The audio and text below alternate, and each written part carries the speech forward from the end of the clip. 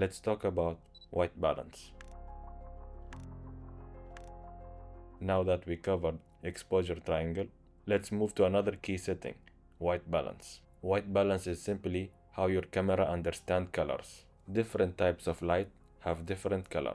Sunlight is a bit bluish, while indoor lamps are more orange. Our eyes adjust automatically, but our camera doesn't know what white really is unless we set it. If the white balance goes wrong, your photo or video can look too blue or too orange. But when it's correct, colors look natural, skin tones look real, and the scene feels the way it does in real life. And here's the creative part.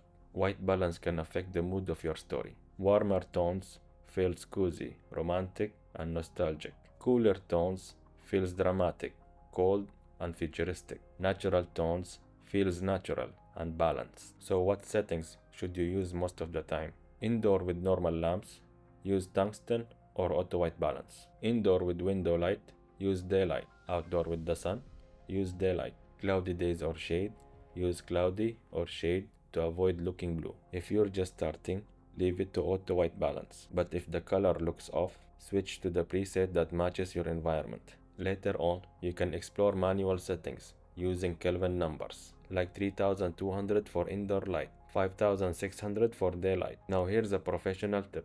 If you're using more than one camera, always make sure all cameras are set to the same white balance. If one camera is warmer and the other cooler, it will be a nightmare to match them in editing. By setting them consistently from the start, your footage will cut together smoothly and save you hours in post-production. So to keep it simple, white balance tells your camera what white really is. Get it right and your colors are natural. Use it creatively and you can change the mood of your story.